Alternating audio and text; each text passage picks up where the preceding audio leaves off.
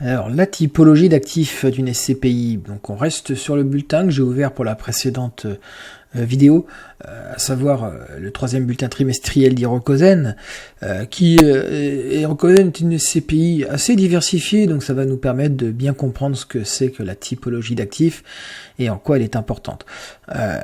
Donc, il y a différentes façons de faire son allocation de portefeuille en SCPI.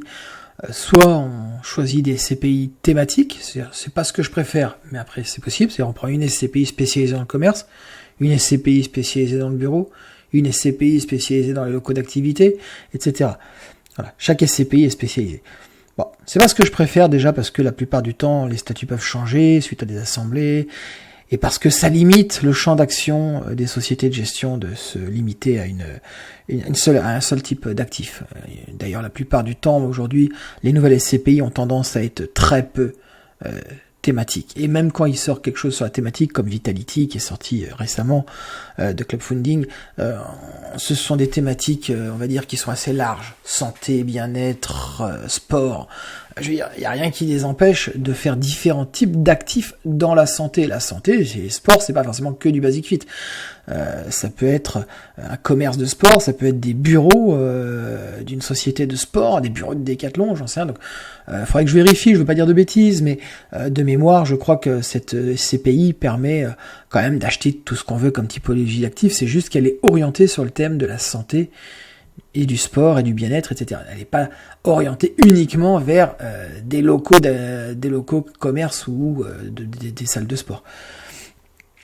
Donc la typologie d'actifs, comme on le voit là sur Hiroko, si on prend l'exemple, on voit qu'elle a 5% de diversifié, autre, bon, 36% de commerce, 30% de bureau, le commerce et bureau restent quand même la plupart du temps assez prépondérants dans les allocations, 18% de locaux d'activité, 11% d'entrepôts. Donc c'est une SCPI qui se veut très diversifiée, et très sincèrement, je pense que c'est ce qu'il y a de plus simple et de mieux à faire, de choisir une SCPI comme ça.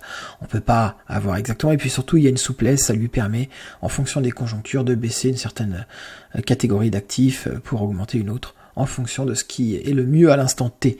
Alors que une SCPI qui ne doit faire que des commerces, et si les commerces sont en difficulté et qu'elle va vouloir se diriger vers d'autres typologies, devra forcément passer par une assemblée, un vote ou des choses comme ça, et ça peut être contraignant. Donc faire attention à la stratégie en termes de typologie d'actifs des SCPI. Il va sans dire que plus la SCPI est jeune, plus les actifs sont adaptés à notre conjoncture, plus la SCPI est vieille, et moins et plus il y a d'actifs dans son patrimoine qui seront pas forcément adaptés à notre conjoncture.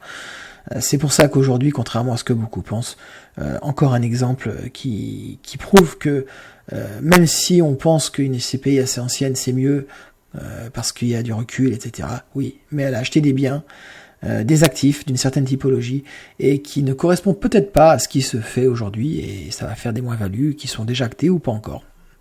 Voilà.